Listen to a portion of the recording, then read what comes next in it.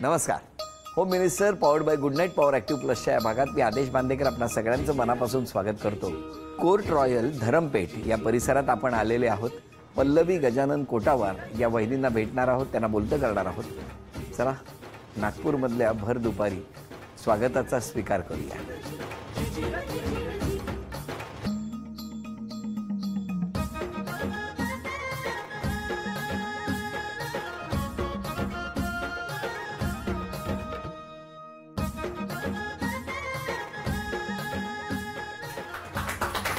नमस्कार नमस्कार नमस्कार नमस्कार नमस्कार.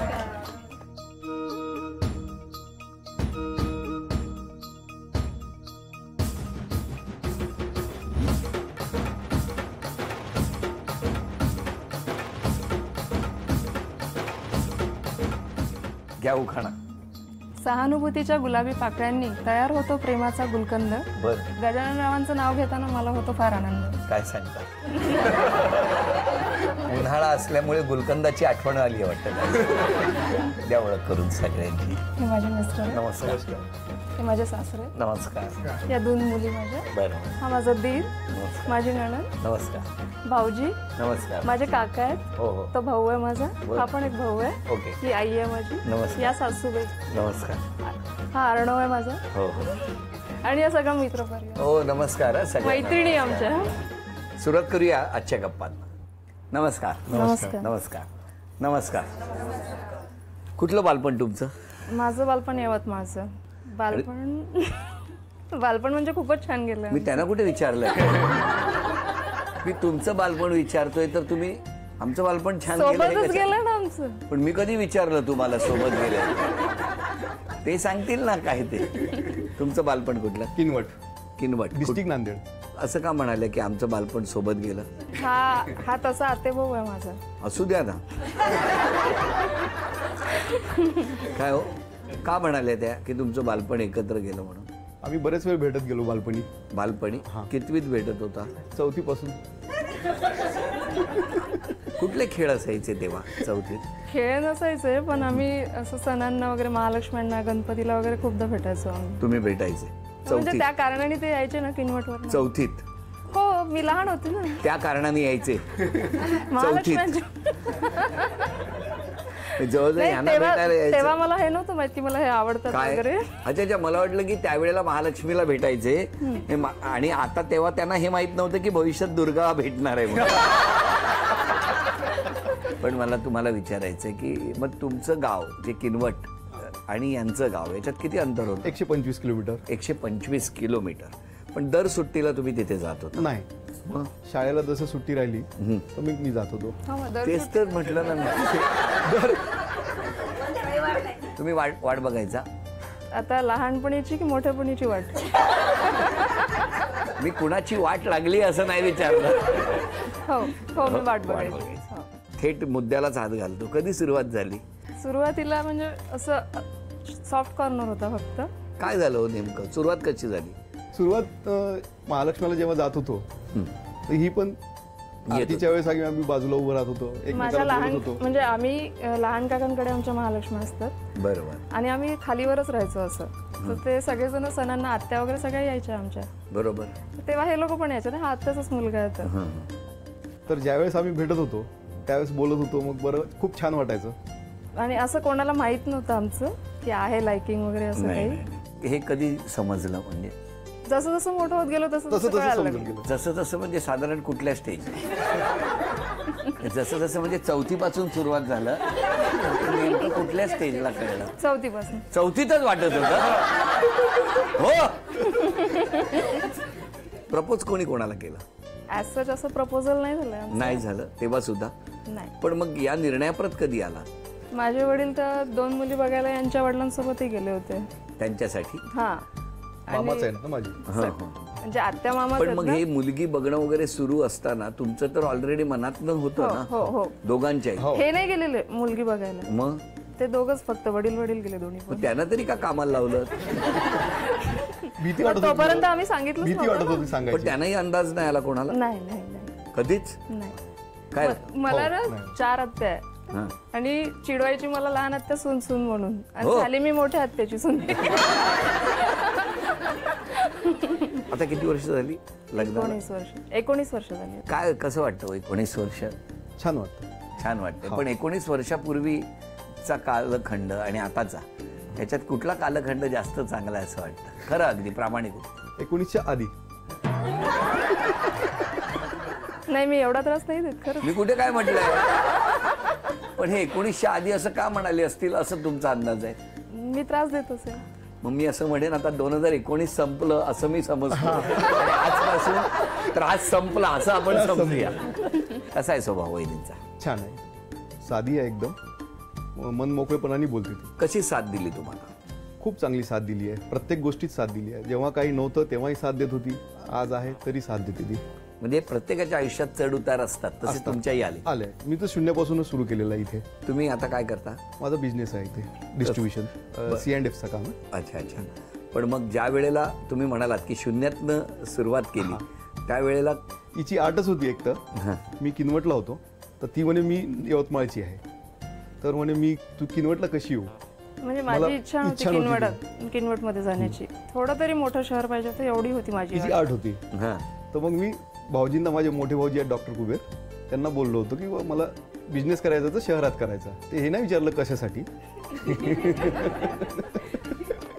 तर त्यांनी लगेच होकार दिला, तू ये, आपण चंद्रपूरचे आहेत माझे भाऊजी. मग मी तिकडनं नागपूरला आलो. भाऊजींनी मला नागपूरला 23व्या वर्षी 23व्या वयाच्या 23व्या वर्षी. पण तेव्हा तुमचं म्हणजे रिलेशनला सुरुवात झाली होती? हो झाली. त्याचमुळे आलो ना मी. त्याचमुळे नागपूरला. तर थोडक्यात किनवट मधनं ह्यांनी तुम्हाला बाहेर काढलं. हा, प्रगतीसाठी म्हणतोय.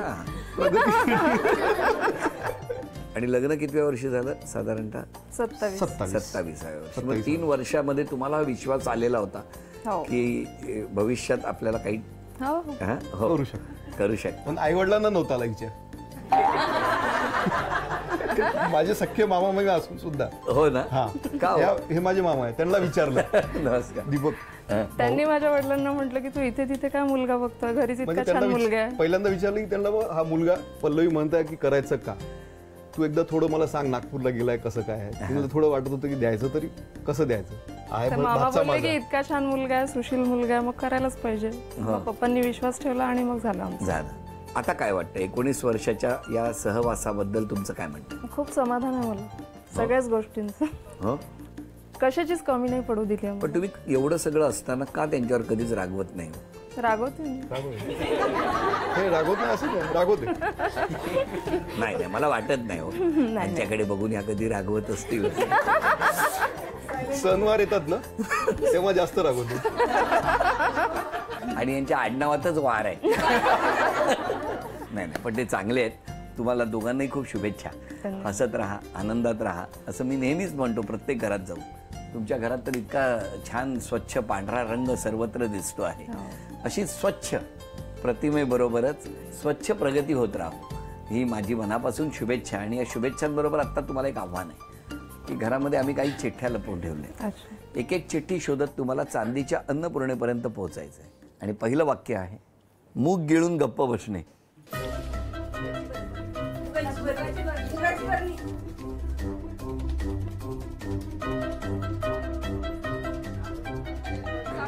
दहा सेकंद झाली. पाहुण्यांच्या खोलीत दूरदर्शन.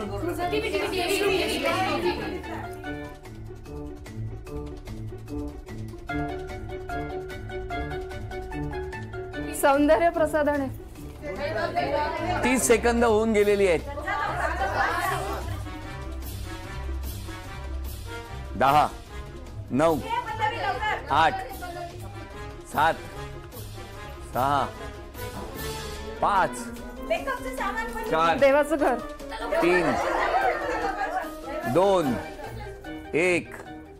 वेळ.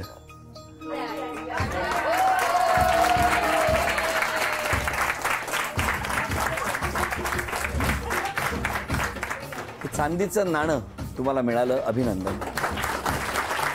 चांदीचा कुंकवाचा करंडा मिळाला, अभिनंदन. चांदीची तुळस तुमच्या घरात आली, अभिनंदन. आणि चांदीची अन्नपूर्णा सुद्धा तुम्हाला मिळाली, अभिनंदन. हे बाबा आहे. बाबा सुनेबद्दल सांगा. चांगली आहे. चांगली आहे. थोडक्यात उत्तरे द्या. अजून कोण बोलणार? आईकडे द्या, आईकडे द्या. माझी सून अगदी म्हणजे आधीच मला आवडत होती, पण त्यानंतर लग्नानंतर अत्यंत प्रिय आहे. लाखात एक सोनं आहे. जावई जावे रोज सोन्याला पैलू पाडतायत माहिती आहे का? ह्यांचे पैलू आधीच पडले. हो काय बात. पैलूवरूनच सोनं कळलं. हो का वा वा. माझी पुतणी पल्लवी अतिशय लहानपणापासून हुशार, समाजाच्या हिशोबाने देखणी पोरगी आणि तसाच देखणा जावाई आम्हाला भेटला. भाचा कम जावाई. मला गजू नागपूरला आला त्यास मला वाटलं वा बहिणीसाठी आला, पण आज कळलं पल्लवीसाठी. माझं दादा आणि वहिनी दोघंही म्हणजे फारच काळजी करतात माझी, आणि जे पाहिजे मोठ्या भावाचं आणि वहिनीचं जे प्रेम पाहिजे, आपल्याबद्दल जी कळकळ असते त्यांना नेहमी, ती खूपच जास्त आहे. भाऊ आणि वहिनी दोघंही झकास. गजू माझ्याकडे अगदी सुरुवातीला बिझनेससाठी आला आणि अत्यंत व्यवस्थित तिने बारकाईने सगळं काम केलं आणि यश मिळत गेलं त्याला. गजू माझा मित्र आहे आणि पल्लवी माझ्या वाईफची मैत्रीण आहे. आम्ही दोघे फास्ट फ्रेंड आहे, ते दोघी फास्ट फ्रेंड आहे. त्याला मी म्हणजे लग्नाच्या पहिल्यापासून पाहून राहिलो, सोबत आहे. पण लग्नाचे पहिले लव्ह मॅरेज आहे ते मला माहीत नव्हतं. लग्न झालं आज माहीत पडलं की त्यांचं लव्ह मॅरेज आहे म्हणून. कारण त्यांनी आमच्याकडून लपून ठेवलं होतं. आम्ही तेव्हा त्याला चिडवायचं, आम्हाला माहीत राहायचं कोणत्या आमचा सिंगल BC राहिला तरी पल्लवी ती यायची त्या BCमध्ये, आणि त्यांचं आखो का मिलाप आम्ही तो पाहत होतो.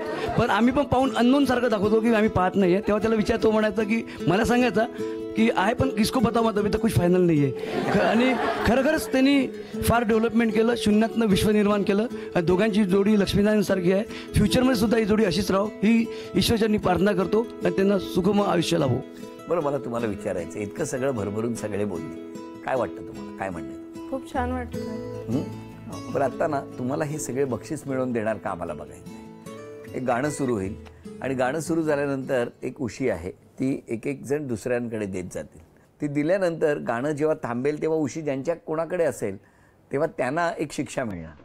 त्यांनी जर ती शिक्षा पूर्ण केली तर बक्षीस तुम्हाला मिळणार. बघूया काय होणार. हां,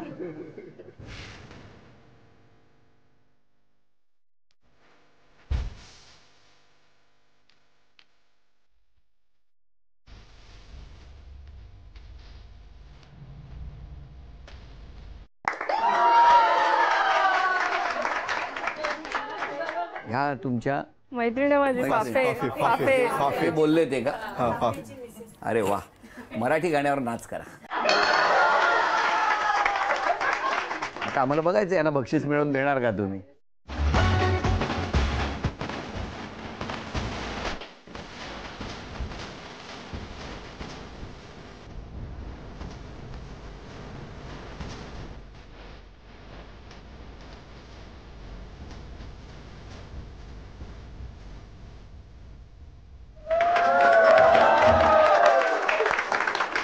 अभिनंदन, हे बक्षीस तुम्हाला मिळालं. अभिनंदन.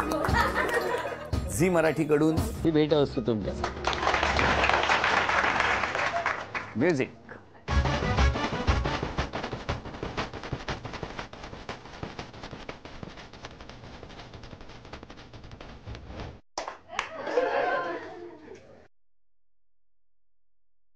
सात वेळा तुम्हाला संधी मिळणार आहे. गाडीचा खेळ आहे. 3 वेळा जर थांबली, ठराविक ज्या ठिकाणी थांबायला पाहिजे त्या ठिकाणी थांबली तर यांना बक्षीस मिळणार. चला, तुमची वेळ सुरू. 1 2 3 4 5. त्यांनीच सांगायचं थांबली आहे का?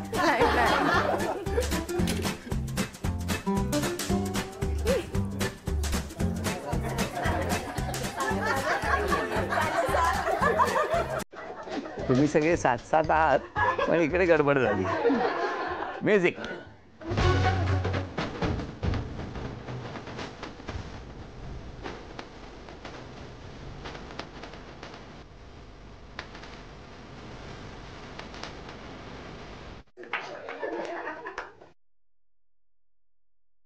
एका बोटावर बॉलिंग बॉटल बॅलन्स करायची. 1 2 3 तिकडे टच झालाय तो अंगठ्याला. वेळ संपली. खेळ हे आव्हानांचे असतात आणि ते व्यवस्थित पूर्ण करायचे असतात. आणि आता तक्रारी आल्यात तुमच्याबद्दल. अरे बापरे. ज्या गोष्टी बोलू शकत नाहीत ते लिहून दिलेले आहेत. आणि लिहित असताना कोणी नाव लिहिलेलं नाही की हे नेमकं कोणी लिहिलं. हे मी एवढ्यासाठी सांगतोय कारण कळलं ना कोणी लिहिली आहेत. आता ह्यांनी लिहिलेली ज्यांची नावं आहेत त्यांची नावं मी वाचायची अशी ठरवली. मी आपला चांगला बाजू घेत होतो की कोणी नावं लिहिलेली नाहीत ती कळू नये. तुम्ही घरी जेवायला बोलवता आणि भरपूर खाऊ घालता आणि स्वतः मात्र डाएट असल्याचं काय. नाही पण हा आरोप नाहीये ना. आरोप आहे. स्वतः खायला घालायचं आणि स्वतः डाएट करायचं याला काय अर्थ आहे. काय म्हणणं आहे तुमचं. आरोप मान्य आहे. आरोप मान्य. मिस्टरांची दया येईल एवढं शॉपिंग करता. हे खरं आहे. हे खरं आहे. एकच वाक्य बोलता पण ते समोरच्याला कधी कधी लागू शकतं. बरोबर. मान्य आरोप. बरोबर. मान्य. चिडचिडेपणा हल्ली खूप वाढलाय. आहे आहे. मान्य. मान्य मान्य मान्य. तुम्ही तर ना असे बसले आहेत.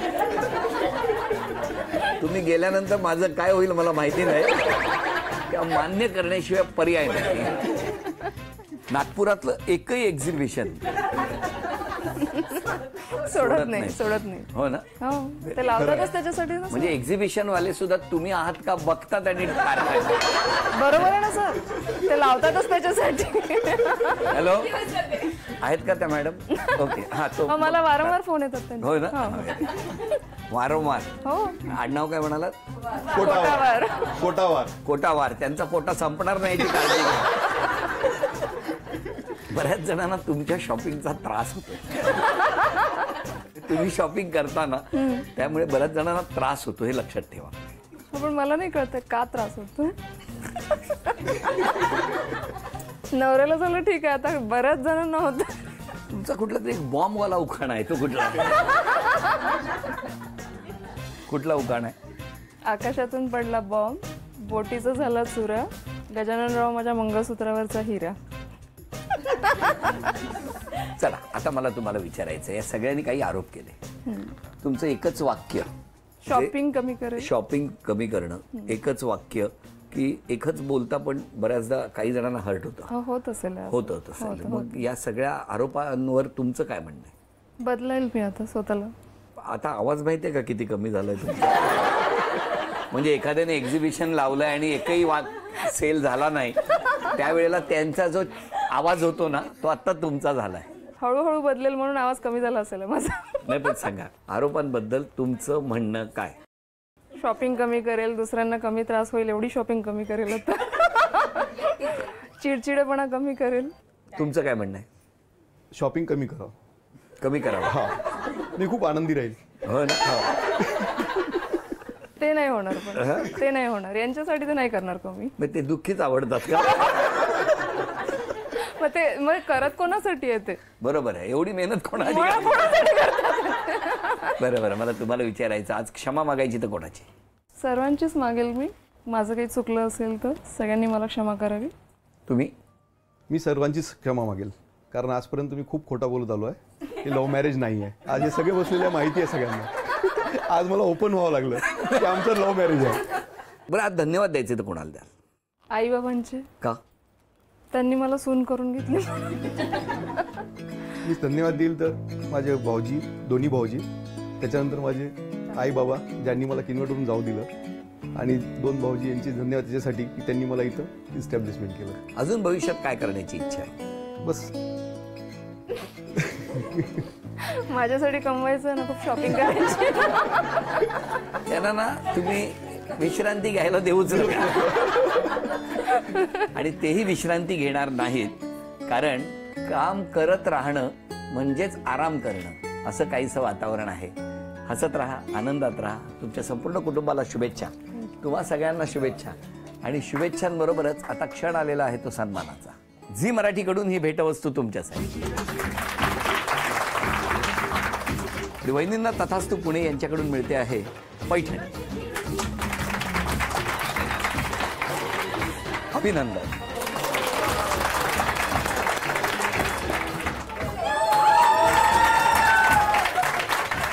आजचा भाग इथेच संपवूया आणि पुन्हा भेटूया अशीच एक पैठणी घेऊन होम मिनिस्टरच्याच पुढच्या भागात. नमस्कार.